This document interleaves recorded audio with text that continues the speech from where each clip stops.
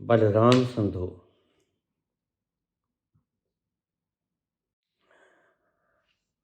बाबा जी प्रणाम। मैं Bombay stock exchange में एज ए ब्रोकर काम करता हूँ।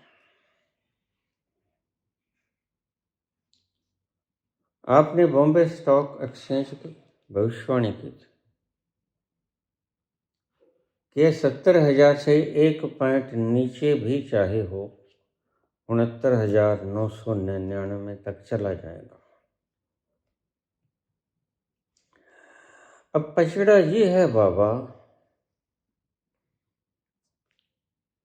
कि मार्केट यहां फंसा हुआ है।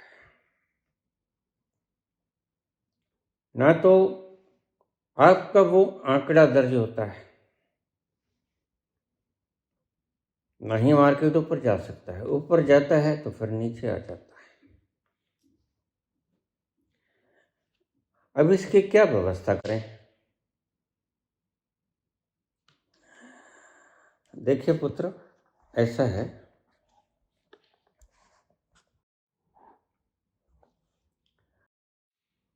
कुछ शब्द ऐसे होते हैं,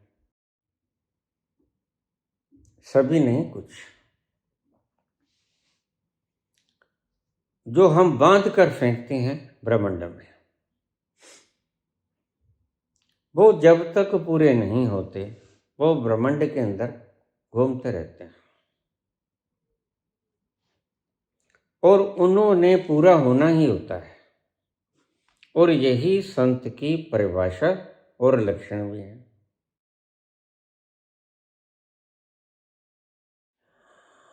तो मुझे याद है तुमने भी लिखा कि बाबा हमने 85,890 में बेचा था, ठीक।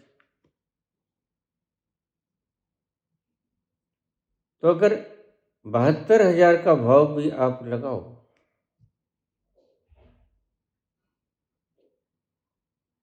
तो ये भाव 13-14 हजार पॉइंट सेंसेक्स टूट गया है और 14,000 पॉइंट सेंसेक्स टूटना मेरी दृष्टि से मेरे जीवन काल में मैंने नहीं देखा। हो गया शायद 14,000 पॉइंट के करीब गिर जाना थोड़ी सी अवधि के अंदर, यह कभी हुआ नहीं। खैर, अब तुमने पूछा है पुत्र बलराम, अब क्या किया जाए? बेचें तो फिर मार्केट वहीं आ जाती है, 1,000-2,000 पॉइंट गेन कर लेती है।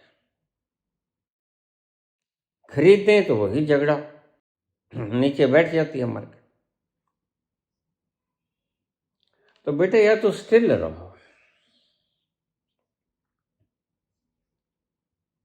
या तो स्टिल रहो, क्योंकि यह शब्द तो पूरा होगा ही होगा। यह वाक्य मिथ्या नहीं जा सकता। जो तीर कमान से निकल गया वह निशाने पर लगेगा और लगकर निशाने पर जैसे सुदर्शन चक्र वापस आ जाता है भगवान कृष्ण का,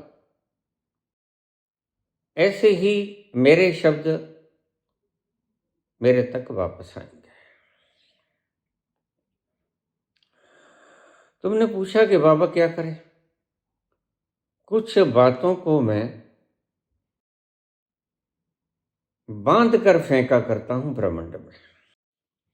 जैसे आपको फिर याद करा दूं, बहुत बार बोला भी है मैंने, और यह बहुत बड़ी भविष्यवाणी भी है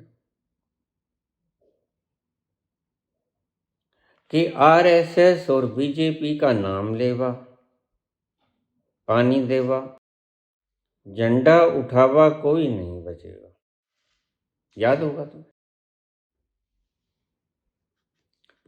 अब यह प्रक्रिया मामूली नहीं है। करोड़ों लोग इस बात के साथ जुड़े हैं और यह सत्य होगी, क्योंकि ये बिल्कुल नहीं हो सकता कि कृष्ण का छोड़ा हुआ चक्र बिना संहार किए वापस आ जाए। तुम्हें मैं अलंकारों में समझाता हूं, इनका अभिप्राय आप निकाल लेना।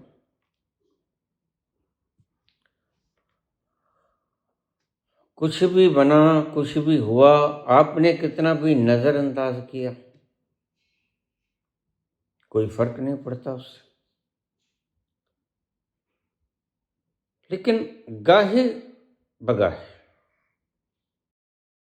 अब जैसे आपके मोदी जी ने कहा कि कांग्रेस मुक्त भारत नहीं हुआ,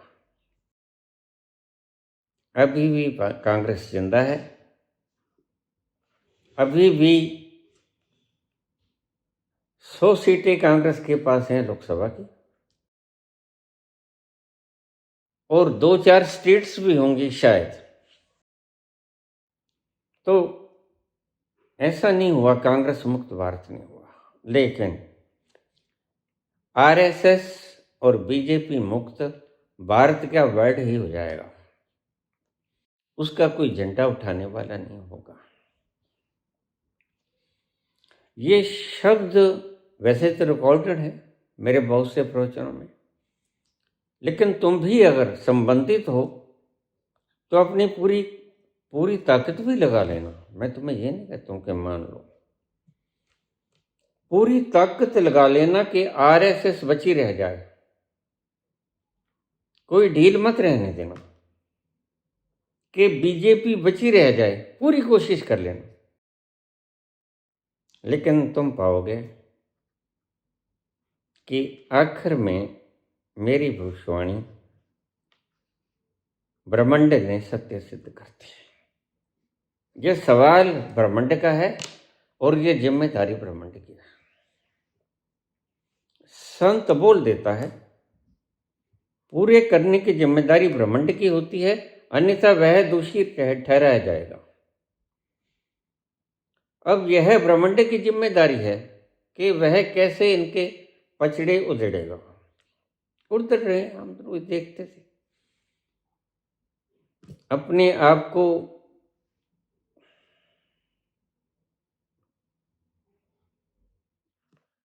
इतनी शालीन, इतनी सभ्यता सुसंस्कृत से लदी हुई आरएसएस बीजेपी, आज क्या हाल हो गया है।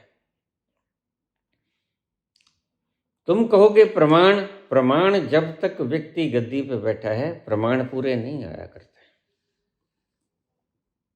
क्योंकि तब तक ये वैश्य ये मीडिया को, बिकी हुई मीडिया को मैं वैश्य कहता हूं। वैश्य शब्द वैश्य से बना है, वैश्य जो व्यापार करता है, ब्राह्मण क्षत्रिय वैश्य शूद्र। वैश्य जो व्यापार करता है, लेन देन करता है, कोठे पे बैठी हुई वैश्या अपना शरीर सुपुर्द कर देती है पैसे के बदले। राजनीतिक लोग पैसे के बदले, ओहदे के बदले अपना ईमान बेच देते हैं, अपनी आत्मा को गिरवे रख देते हैं। न्यायपालिका की कुर्सी पर बैठा हुआ न्यायाधीश पैसे के बदले अपना ईमान और न्याय बेच देता है।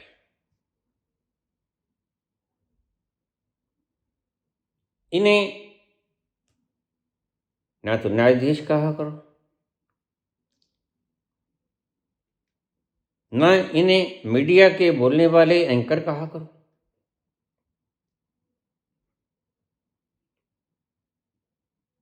ये वैश्याएं हैं।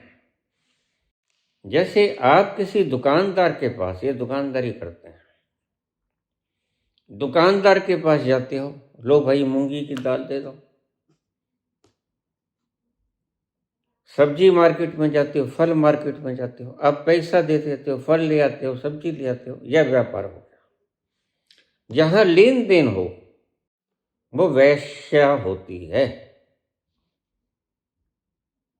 फिर किसने अपनी इंटेलेक्चुअलिटी बेची, किसने अपना ईमान बेचा, किसने अपना शरीर बेचा, किसने सामान बेचा। वो बेचा कुछ भी हो, इससे फर्क नहीं पड़ता, लेकिन वैश्या मैं उन्हें कहता हूं।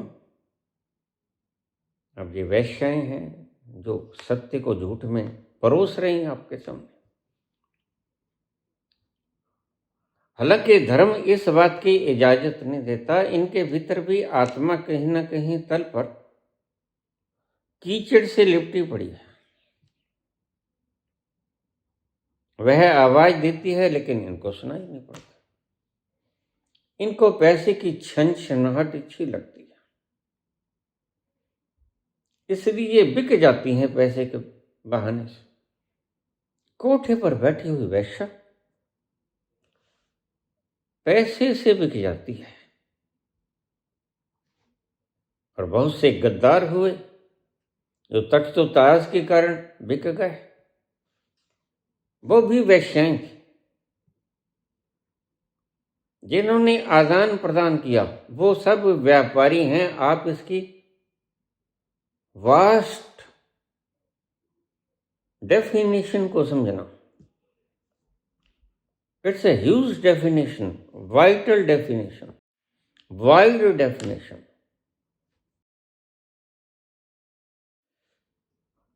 जो आदान प्रदान करता है वो वैश्य। तो मैंने पहले भी कहा था, परमात्मा ही है जो वैश्य नहीं है, क्योंकि वह बदले में आपसे कुछ नहीं मांगता। लेकिन क्या करें, जब कोई धर्म, जब सारे धर्म उसको जबरदस्ती वैश्या बनाने पर तुल जाए, मतलब कहें कि नहीं, हम थोड़ा बहुत तो वापस कर दें, चलो इसका नाम ही ले दें, घंटा 2 घंटा बैठ गए, इसकी पूजा आरती प्रतिष्ठा षोडशोपचार पूजन,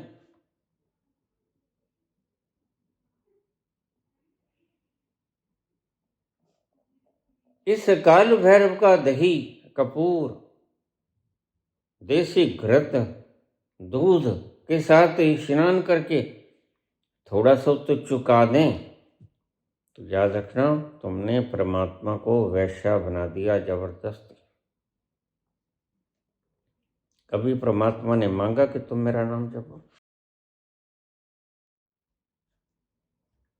ये सारे तुम्हारे ढोंगी व्यापारी लोग परमात्मा को वैश्या बनाने पे तुले हैं जबरदस्ती, जबरदस्ती, जबकि उसने कभी नहीं कहा। 21% ऑक्सीजन परमात्मा ने हमारे वातावरण में हमें दी है, 78% नाइट्रोजन है, 1% बाकी की गैसेज है, कार्बन डाइऑक्साइड, हीलियम वगैरह।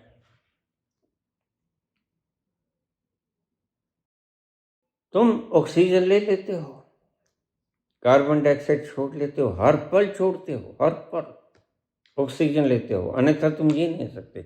कोरोना में ऑक्सीजन के बिना क्या हाल हुआ? वह तुमसे कभी वापस नहीं मांगता। तुम उसकी हर जीवनदायिनी चीज को मल मूत्र में, कार्बन डाइऑक्साइड में, गंदगी में बदल के फेंक देते हो, वह जरा भी गिला नहीं करता।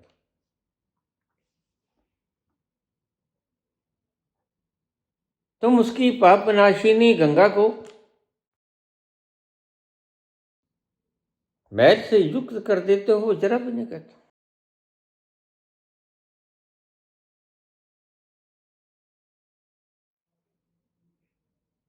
मैं इन लोगों से कहा करता हूं, तुम राधे राधे करो या 5 नाम करो या राम राम करो, तुम परमात्मा को जबरदस्ती वैश्या बनाने पे तुल गए हो और इसका अंजाम अच्छा नहीं होगा।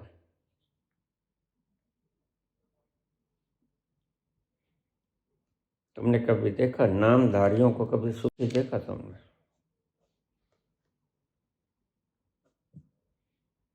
भागवत कथा के वाचकों को तुमने कभी सुखी देखा? सरकार उनको पद्मश्री से, पद्म भूषण से, पद्म विभूषण से, भारत रत्न से सम्मानित कर सकती है, लेकिन वो तो कागज है। परमात्मा की कचहरी में ये कभी मान नहीं पा सका। पंचे पावे दर का मान। तो जिसने अपनी पांचों इंद्रियों को कंट्रोल में कर लिया वो है पंच, वो महावीर हो गया और परमात्मा की कचहरी में उसे ही सम्मान मिलता है। इस कचहरी में भी हम महावीर को सम्मान देते हैं, यद्यपि नाम तो उनका वर्धमान था। हम उनको खिताब देते हैं महावीर, बहुत मुश्किल काम। तुम जिनके पांव पूछते हो, पश्चिम के तो डॉक्टर्स ने घोषित ही कर दिया है, it is impossible to be celibate. ब्रह्मचारी होना असंभव है। उनसे क्या कहोगे जिन्होंने साध लिया है?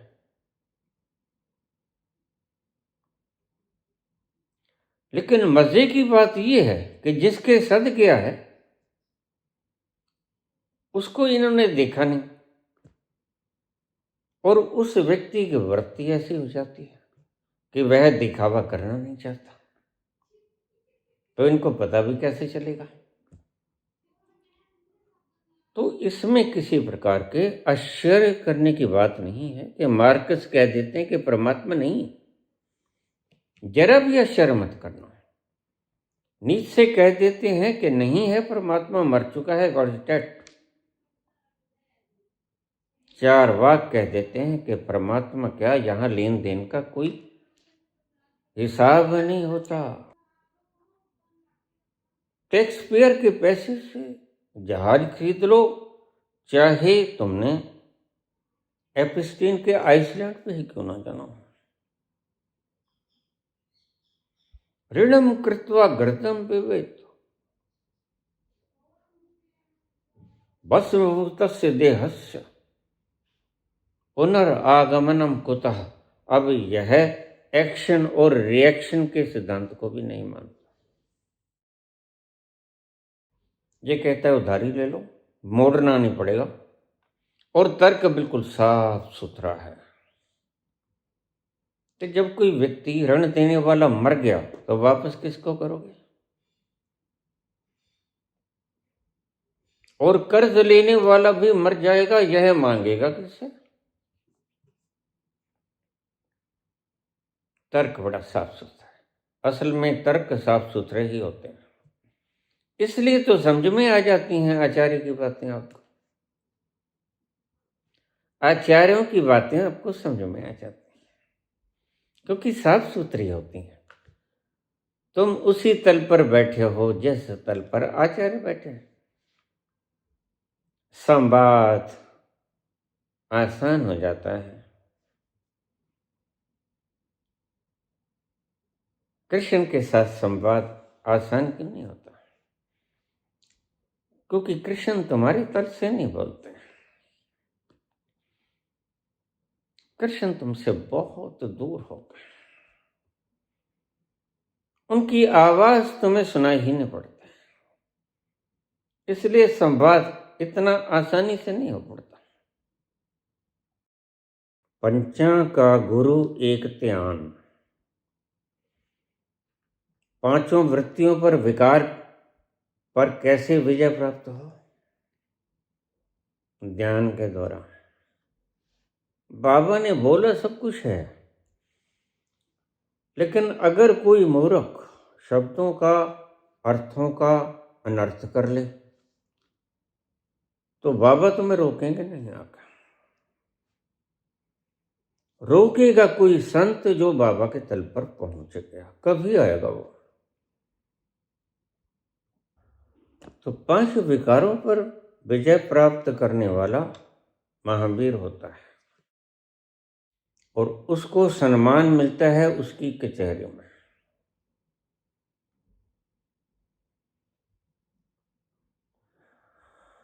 पुत्र, तुम्हारे प्रश्न को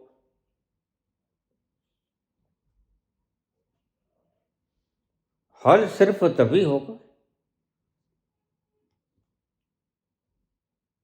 कि यह सेंसेक्स 69,999 के अंक को छुएगा, क्योंकि यह सारे ब्रह्मांड की जिम्मेदारी है मेरे शब्दों को पूरा करना। मैं तो बोल के निश्चिंत हो गया।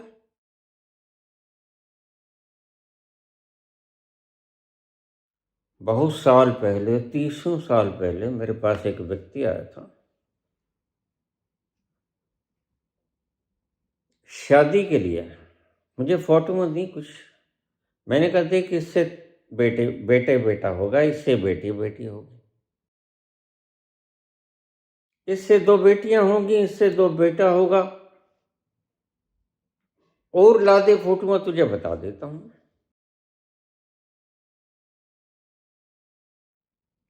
उसने जिसके बेटे होने थे वो लड़की चुन ली। ये अभी की बात है, कोई ज्यादा पुरानी नहीं, इसी जन्म की बात है मेरी। उसकी शादी हो गई, उसके 2 बेटे भी हो गए। बेटे होने के बाद वो कहता है कि परमात्मा होता ही नहीं।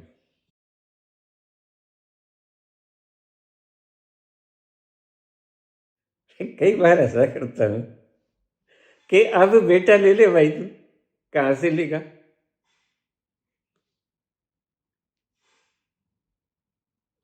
लेकिन अकड़ आदमी की अकड़, रस्सी जल गई मगर बल नहीं।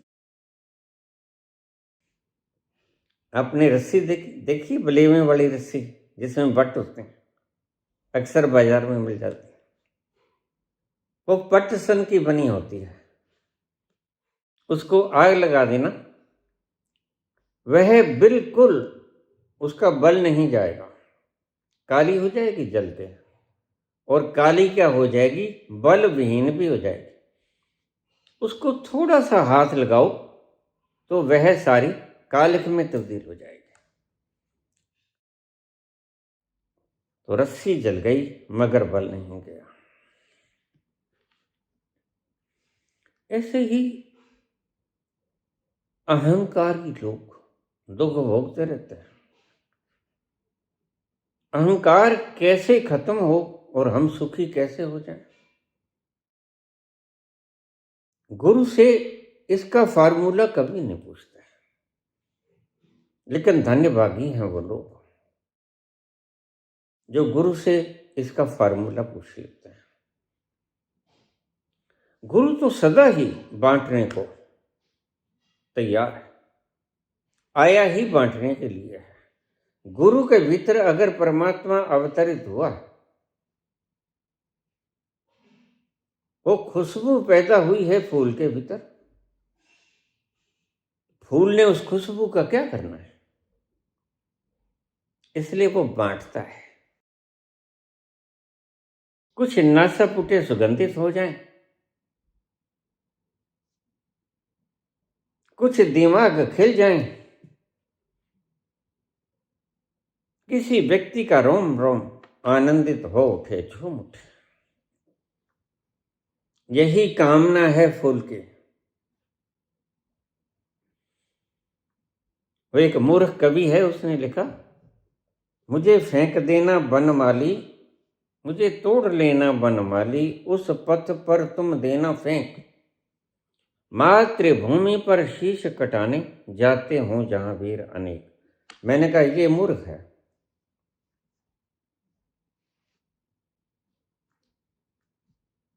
हर व्यक्ति की जीवन यहां स्वतंत्र है, और यह सत्तासीन लोग,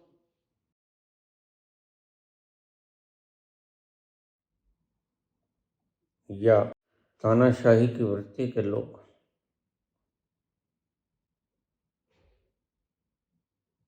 ये फेंक देते हैं उसे।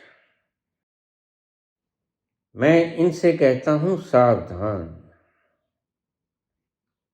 फूल की निजी जिंदगी है, वह पल दो पल का शायर है, सुबह खिला है सांझ ढल जाएगा। उसकी निजी स्वतंत्रता और निजी जिंदगी जीने का हकदार है।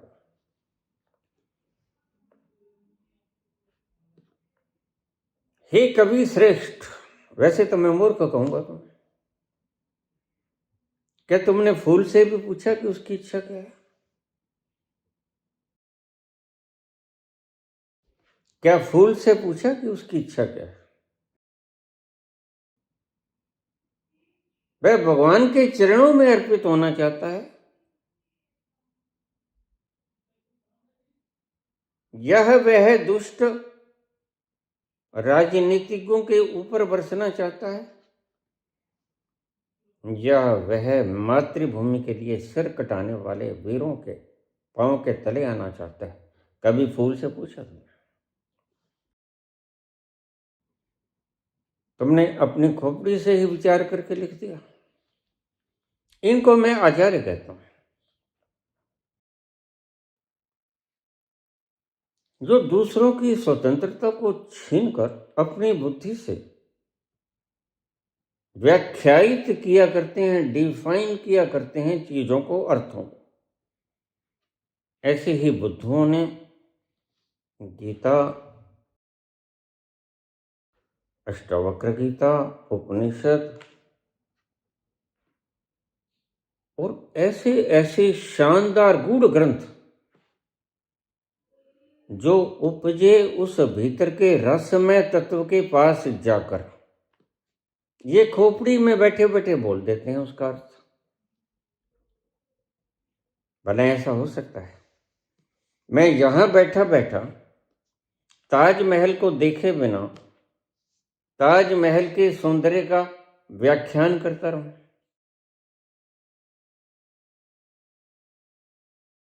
और मैंने ताजमहल की मूर्ति भी कभी ना देखी। तुम जिस परमात्मा के विषय में बोल रहे हो उसकी कोई मूर्ति होती भी नहीं। मुझे कल ही किसी ने पूछ लिया, बाबा आप कहते हो परमात्मा आपके पास आता है, किस रूप में आता है? मैंने कहा वह मालिक है, किसी भी रूप में आ सकता है।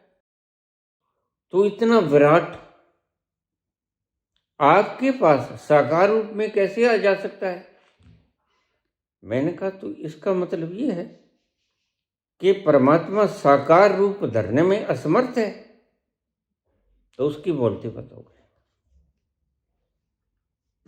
वह सर्वसमर्थ है, वह कुछ भी कर सकता है जो चाहे।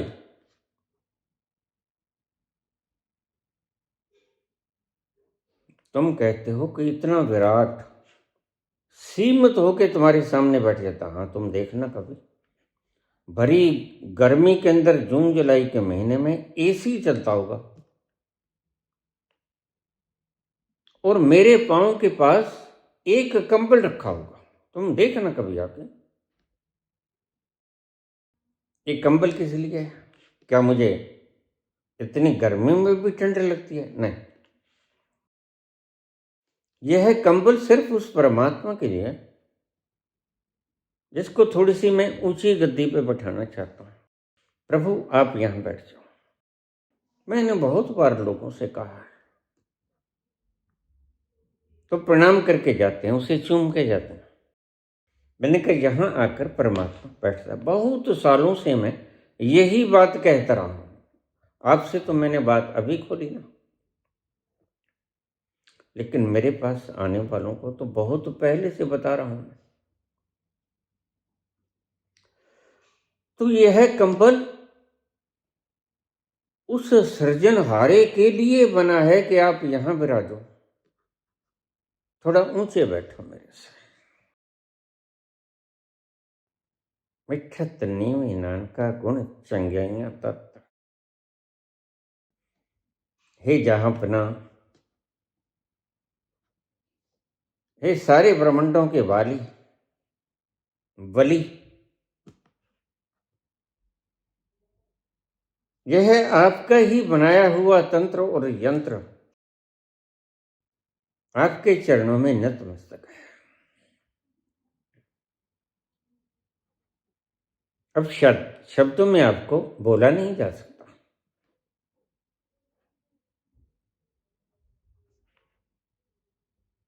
लेकिन नियम नहीं होते, लेन देन नहीं होते। तुम किसी का खाके मर गए, अगला जन्म नहीं होता। तो ये तुम्हारी दिमाग की काढ़ें हैं।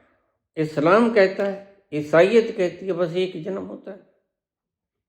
किसने बताया तुम्हें? हजरत ने बताया। हजरत को किसने बताया?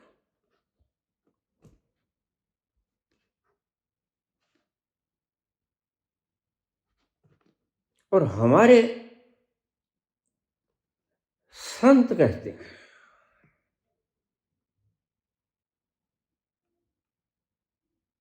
वह अनंत अनंत अनंत अनंत जन्मों तक तुम्हारे साथ रहता है, जब तक तुम्हारी चेतना का वह शून्य अंश परिपूर्णता तक नहीं पहुंच जाता।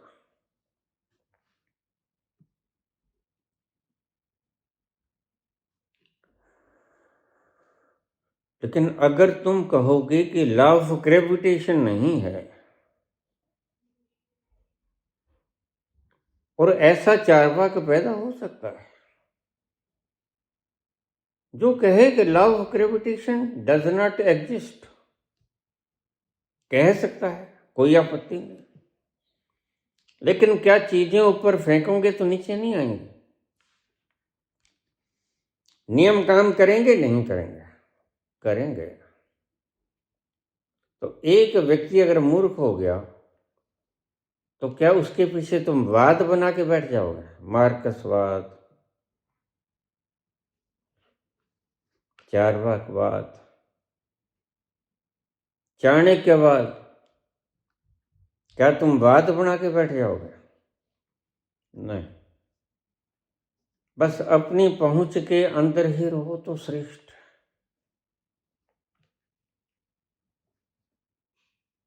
तुम ईमानदार उस दिन कहलाओगे जिस दिन कहोगे मुझे कुछ पता नहीं परमात्मा का, लेकिन मैं अंदाजे से बोल रहा हूं।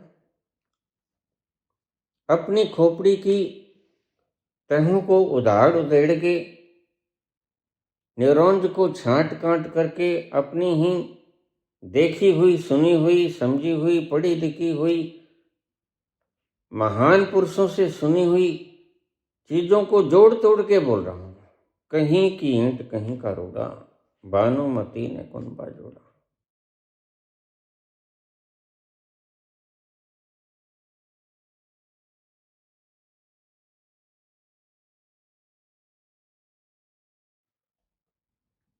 तुम्हारा कुछ भी बोलना याद रखो तुम्हें देना होगा, क्योंकि वो झूठ है।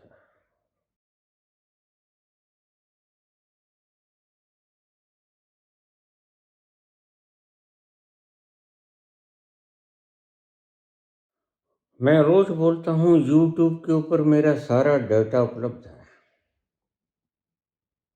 और उस डाटा को अगर आप बिखेर दोगे तो बहुत दूर तक इसका फैलाव होगा।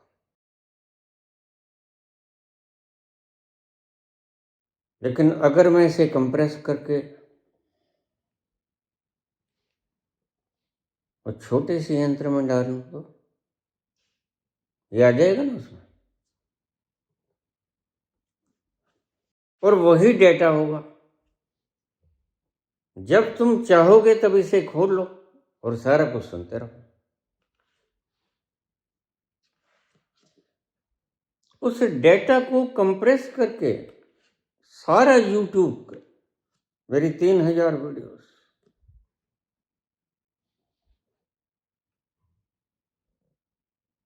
उस डेटा को कंप्रेस करके एक छोटे से यंत्र में जा सकता है कि नहीं? जा सकता है। तो क्या परमात्मा अपने सारे विस्तार को एक जगह पे सीमित नहीं कर सकता? कर सकता है। और देखो, वह तुम्हारी छोटी सी यंत्र में भी पड़ी रहेगी चीज, यूट्यूब पे भी पड़ी रहेगी, किसी व्यक्ति ने डाउनलोड करी होगी, वहां भी पड़ी रही होगी, और पता नहीं कहां कहां यही डाटा पड़ा रहा होगा।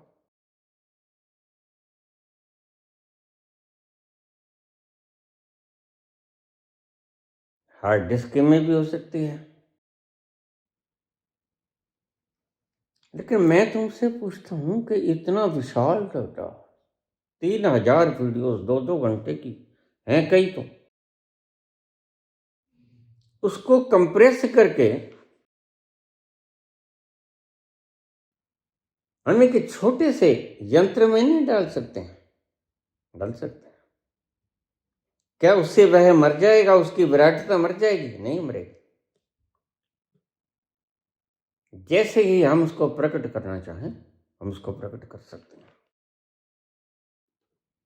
समझाने का प्रयास कर रहा हूं क्योंकि तुम बुद्धि से ही समझते हो।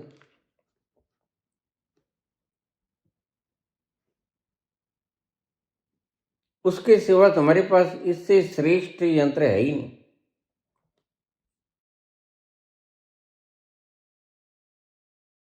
देखिए, तुम इतनी बातों को एक पेन ड्राइव के अंदर डालकर ले जा सकते हो, हार्ड डिस्क में डाल सकते हो,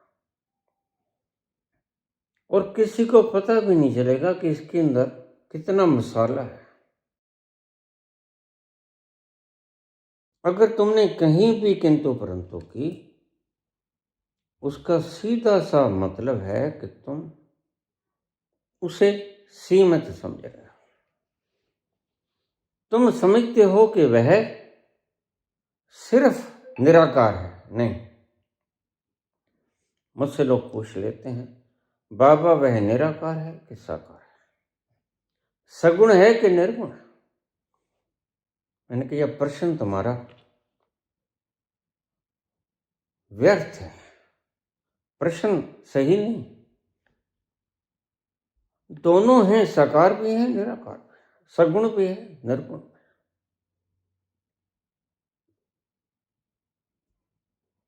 और तुम्हारी बुद्धि यक सांस सोचती है, एक तरफ सोचती है, इसलिए ऐसा प्रश्न उठता है। तुम जब जाके वहां देखोगे अनंत विस्तार को, तो तुम पाओगे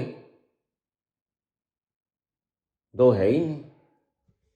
साकार निराकार, सगुण निर्गुण का भेद वहां मिट जाता है। और बाबा जब आकर समाधि से कहते हैं, पहली बात एक ओंकार, सगुण भी वही, निर्गुण भी वही, पापी भी वही, धर्मात्मा भी वही, चोर भी वही, डाकू भी वही, दानी भी वही। और अगर डाकू अलग है तो उसे फिर अपना अलग से शैतान बनाना होगा। एक परमात्मा is not sufficient for him. लेकिन उस विस्तार में जब तुम जाओगे, तब तुम देखोगे, जिधर देखता हूं उधर तू ही तू है, हर जरे में तू ही तो रूबरू है।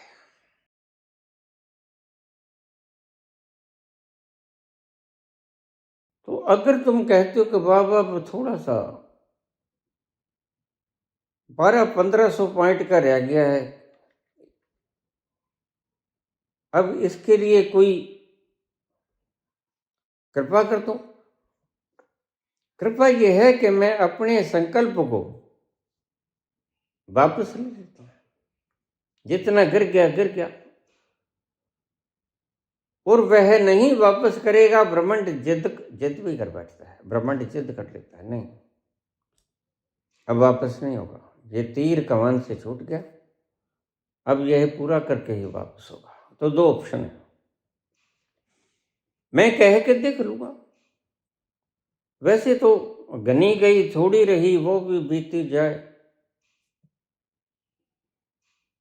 अब इतना नुकसान खा लिया, 85,890 से शुरू करके तुम कहते हो बाबा 72,000 से भी नीचे आ गया, तब रह क्या गया? 70,000 से अगर 1 पॉइंट कम रह गया तो मेरी बात ठीक हो गई, तो 1800 2000 पॉइंट है ना, तो मैं वापस ले लेता हूं कि चलो भाई तुम अपनी मर्जी से खेलो, ब्रह्मांड को मुक्त कर दूंगा। लेकिन ब्रह्मांड अगर मेरी बात नहीं मानेगा कि नहीं, ऐसा होता नहीं है, वैसे होता नहीं है आमतौर से। दूसरा तो कोई काट ही नहीं सकता, संत खुद चाहे तो काट सकता है। तो अगर तुम इसी 1000-1500 पॉइंट से मरे जा रहे हो और 15,000 पॉइंट से तुम नहीं मरे, तो कोई बात नहीं, मैं वापस ले लूंगा।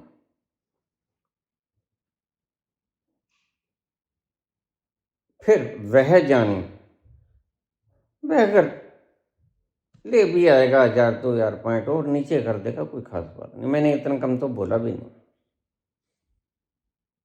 मैंने 69,999 तक लकीर खींचे थे, अब वहां तक कोई ज्यादा बचा भी नहीं है शेष। लेकिन फिर भी चलो मैं वापस ले लेता हूं, अगर आपका कोई फायदा होता है तो मैंने वापस ले लिया। अब उठेगा ऊपर उठ जाएगा, नहीं उठेगा नहीं उठेगा, उस कुछ ब्रह्मांड की इच्छा, अकेला मैं नहीं। बहुत से संत हैं यहां जिन्होंने अपनी अपनी भविष्यवाणियां कर रखी और वह सबकी सुनता है।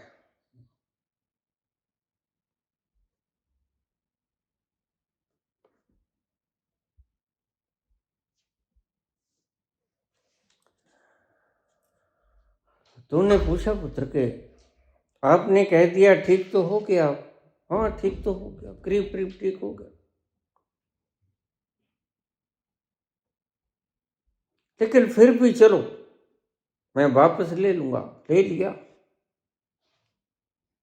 अब चाहे ऊपर जाए चाहे नीचे जाए, मेरा कोई मतलब नहीं।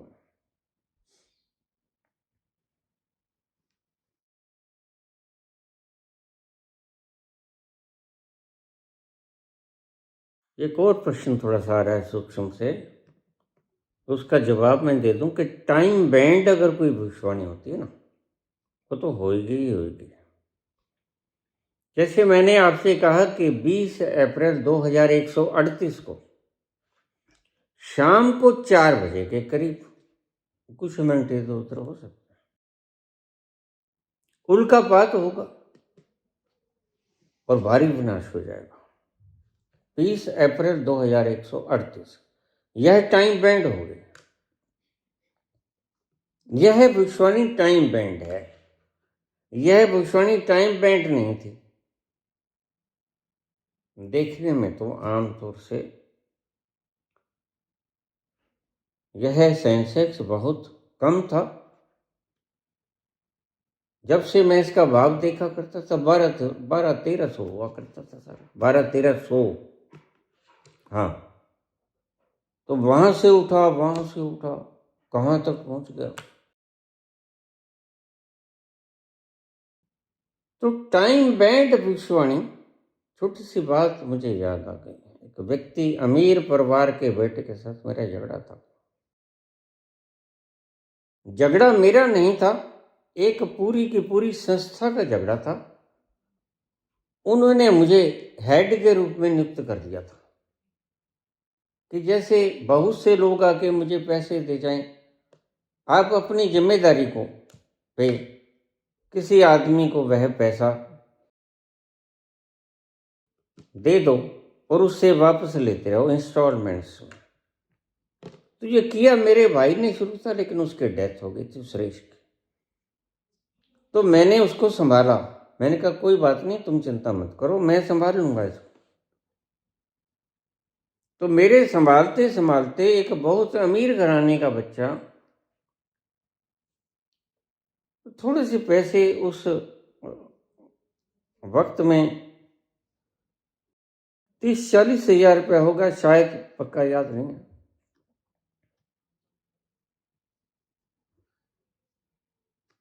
तो मुझसे संस्था बोली कि आप इसको नोटिस भेज दो। अब पैसा तो उनका था, वो जाके वकील को खुद कराए, वकील की फीस दियाए। मेरे पास तो वकील को देने को फीस भी नहीं थी।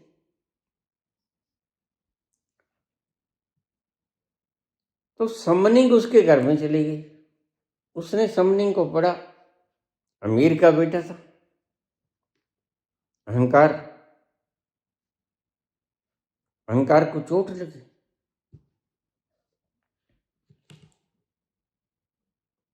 वह शाम को शराब पी के मेरे पास आया।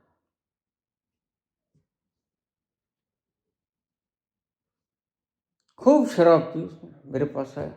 मैं दुकान पर ही सोया करता था, ऊपर अकेला।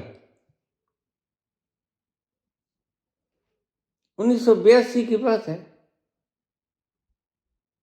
शायद 8 जुलाई की रात की। वह मुझे बहुत गालियां निकालने लगा। गालियां निकालते देखकर, क्योंकि लोग मुझे बहुत जानते थे, प्रेम करते थे, वो सब इकट्ठा हो गए देखते। एक व्यक्ति उनमें से बोला कि तुम मिट्टी के हो क्या? इतनी गालियां निकालने के बाद तुम्हें से कुछ भी नहीं कहते। मैंने कहा नहीं, अभी नहीं। अगर मैं कुछ कहूंगा तो वक्त आने पर कहूंगा। अभी पाप का घड़ा पूरा भरा नहीं। खैर, वह और गालियां निकालता रहा। बहुत गालियां निकाली उसने, काफी देर तक। फिर उसने मेरे मुंह के ऊपर, पान खा रहा था, पान थूक दिया, पीक पौन के। मैं जेब में सफेद रुमाल रखा करता था, मैंने रुमाल निकाला, मुंह पोंछ लिया। लेकिन उसने फिर गालियां निकालनी शुरू कर दी। ये टाइम बैंड भविष्यवाणी की बात करता हूं। 8 जुलाई की वो रात करीब 10 बजे होंगे। बहुत जनता इकट्ठी हो गई। इसी गिदड़बाह शहर की बात, मेरी दुकान के आगे, डॉक्टर धर्मपाल की दुकान के एक दुकान छोड़कर हमारी दुकान होते थे।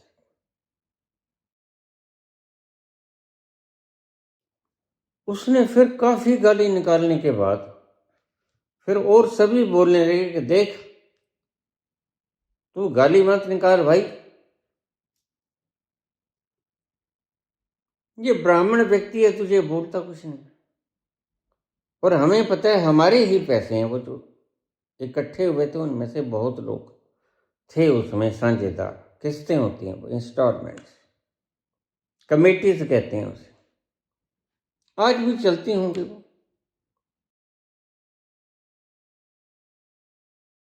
उसने फिर मेरे मुंह के ऊपर थूक दिया।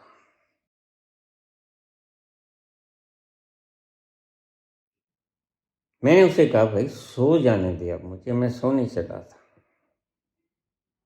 तू बाकी सुबह निकाल लेना। तो मेरा इतना कहते ही वह बोला,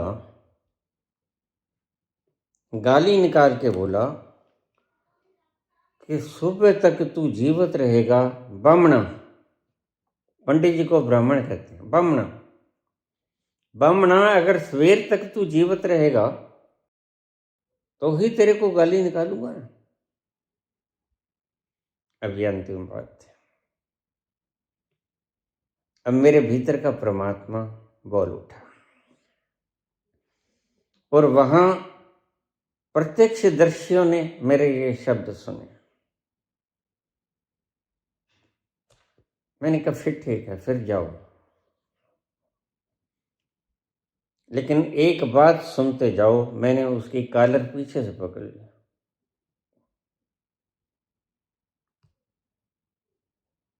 वो कहता मैं जाऊंगा मलोट अपने ससुराल में और ट्रक भर के आदमी को लेकर आऊंगा, तेरा सिर काट के लेके जाएंगे।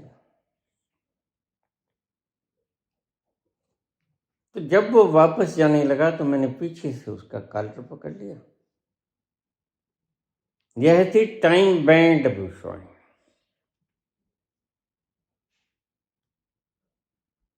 मैंने कहा देखो, ये इतने लोग प्रत्यक्षदर्शी हैं, सुबह ये है, यह गर्दन तो ऐसे ही रहेगी, सुबह ये गर्दन तो ऐसे ही रहेगी, परसों का मुझे पता नहीं, लेकिन तू सुन, तुम्हारी ये गर्दन सुबह नहीं होगी।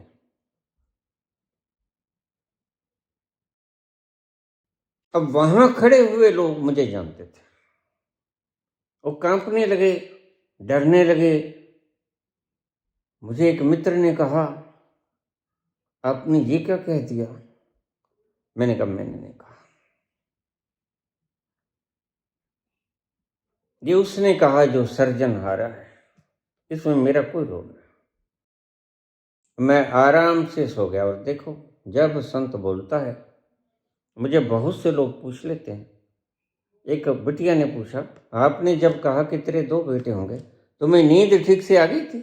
मैंने कहा हाँ, क्योंकि यह भविष्यवाणी मैंने नहीं की थी, यह भविष्यवाणी जिसने की थी वह खुद करेगा। जिस लिखे तिस शरण, जब फरमाए त्यों त्यों पाए। मैंने बोला ही नहीं, बोला ही परमात्मा ने, और उसके 2 बेटे ही हुए।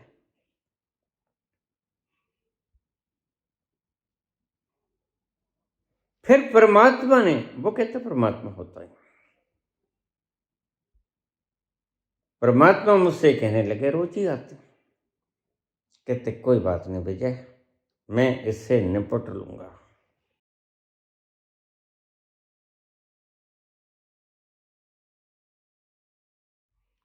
अब परमात्मा कैसा निपटता है मुझे कुछ नहीं पता, लेकिन ये परमात्मा के शब्द हैं कि विजय मैं इसे निपट लूंगा।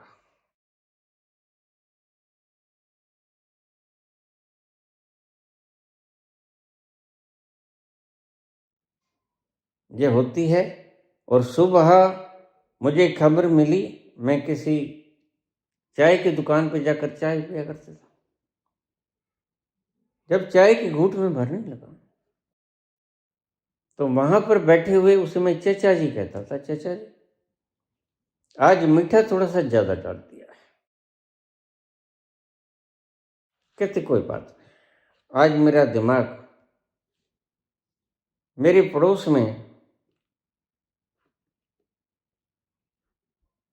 रात को एक लड़का,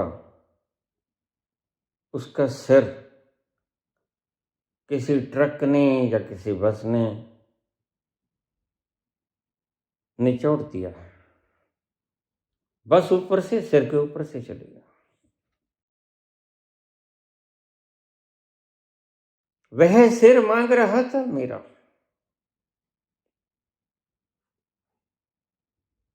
और परमात्मा बोला कि तेरा सिर सुबह नहीं रहेगा, यह तो सिर ऐसे ही रहेगा। तो जब वह बोलता है तो एक तो समय की अवधि में आ जाता है, एक समय की अवधि के पार होता है, उसमें वक्त बैंड नहीं होता, लेकिन वो घटनाएं घटती हैं अवश्य। तो अब ये जो घटना मैंने बताई, वो समय बैंड चाहे ना भी हो, लेकिन करीब करीब उस दिन से शुरू हो गया ढुलकना। तब कोई युद्ध की बात भी नहीं थी, कुछ ऐसा नहीं था, सिर्फ शांत माहौल था। शायद मैंने 20 मार्च के 20 फरवरी के आसपास ये बोला है, 18-20 फरवरी के आसपास। और 28 तारीख को जंग शुरू हुआ है ईरान का और अमेरिका का। उसके बाद मार्केट गिरी, लेकिन भविष्यवाणी टाइम बैंड तो नहीं थी, लेकिन टाइम बैंड ही होगी एक हिसाब से, क्योंकि तब से घटता घटता घटता ये ओवर ही नहीं पाया। खैर, तो वह व्यक्ति का सिर, वह स्कूटर पे जा रहा था, कोई बस कोई ट्रक, मैं आराम से सोया हुआ, मुझे कोई पता नहीं। सुबह मैं चाय पीने गया तो चाचा ने मुझे बताया कि ऐसा ये हो गया हमारे पड़ोस में, तो मुझे पता चला। फिर सारे बाजार ने लोग मेरे पास आए, मुझे कहते आप थोड़ा सा ध्यान से बोला करो। मैं बोला ही नहीं, ध्यान से कब बोलूं? जब मैं बोला ही नहीं भाई, मैं बोला, तुम तो कहते थे तुम मिट्टी के मत हो, बोलते क्यों नहीं? कहा ना तुमने। फिर मैं कहाँ बोला भाई, बोला वही, और अंत में वही बोला करता है। जब आदमी चुप हो जाता है तो आदमी की चुप्पी के बाद जो बोला करता है, आदमी की परम चुप्पी के बाद जो बोला करता है, वह सर्जनहारा हुआ करता है। फिर उसका बोल, साधु बोले सहज स्वभाव, साधु का बोला व्यर्था न जाए। यह साधु उस वक्त परमात्मा होता है, वह परमात्मा बोलता है। यह टाइम बैंड विश्ववाणी नहीं है, यह टाइम बैंड वो बात है जो परमात्मा ने कहा होके रहेगी, और उसी टाइम के अंतर्गत होके रहेगी। अब ये जो मैंने भविष्यवाणी की, तुम देख लेना। और मैं सदा ही कहता हूँ बीजेपी वालों से, आरएसएस वालों से, कि तुम अपनी पूरी कोशिश लड़ा लेना, कहीं तुम्हारे मन के किसी कोने में ऐसा कोई संदेह ना रह जाए कि हमने कोशिश नहीं की। देखो सरेआम कितनी बार पूरा हूं, और अब फिर कहता हूं कि पूरी कोशिश करना, चाहे और 500-400-1000 लाख लोग वेश्याएं खरीद लो बोलने के लिए, बोलती रहने दो, झूठ ही तो बोलना है। पैसा दे दो, पैसे से ये बिक जाती हैं, जो पैसे से बिक जाए वो वेश्या होती है। लेकिन फिर भी तुम पाओगे कि इस भविष्यवाणी को तुम टाल नहीं सके। तुम देखोगे एक दिन अकाल पड़ जाएगा। अकाल किसका? बीजेपी का और आरएसएस का। मैं किसी पार्टी से संबंधित नहीं, मेरे भीतर से तो परमात्मा ने आवाज दिया। अरबी की एक कहावत है, आवाज आए खलक, नकार आए खुदा। खलक की आवाज परमात्मा का नगाड़ा हुआ करता है, और यह नगाड़ा तो बहुत पहले बज गया था, शायद 1.5 साल हो गया होगा इसको कहे को। आवाज आए खलक, नकार आए खुदा, यह सत्य होकर रहेगा। इसमें मेरे रहने या रहने का कोई ताल्लुक नहीं। यह बात ब्रह्मांड ने अपनी रिकॉर्डिंग में फीड कर ली। अब उसकी जिम्मेदारी वह निभाएगा ही निभाएगा।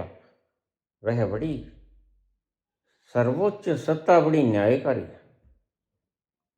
आखिर किसी कारण से ही उसने मुझसे कहलवाया होगा, मैंने तो कहा नहीं। मुझे कोई द्रोह नहीं है किसी से, ना बीजेपी से द्रोह है, ना कांग्रेस से प्रेम है। मैं सत्य के पक्ष में बोला करता हूं और असत्य के विरोध में बोला करता हूं। बस इसे तुम कुछ प्रिय कह लो या निंदा कह लो। सत्य के हक में बोला करता हूं, असत्य के बेहक में बोला करता हूं, विरुद्ध बोला करता हूं। बस यही है परिभाषा मेरे बोलने की। है दिल दीवाने,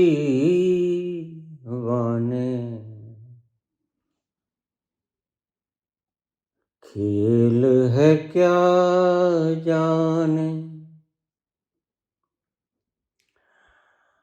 है दिल दीवाने,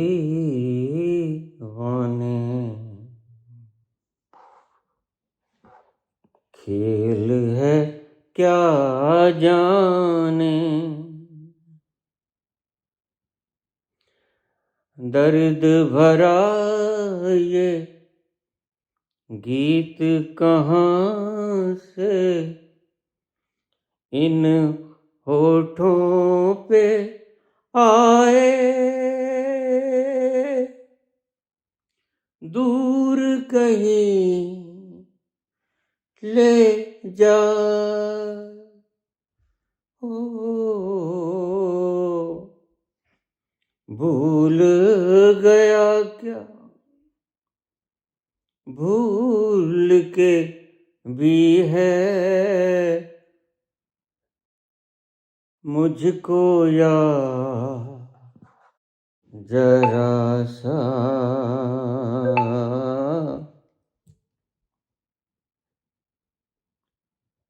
फिर भी मेरा मन प्यासा, मेरे नैना सावन बादों, फिर भी मेरा मन प्यासा,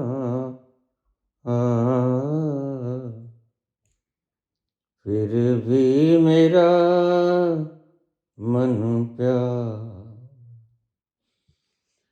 कृष्णा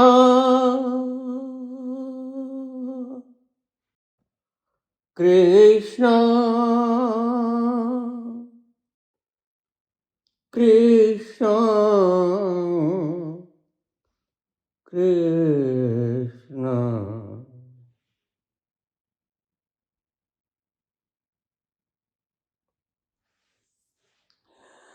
धन्यवाद।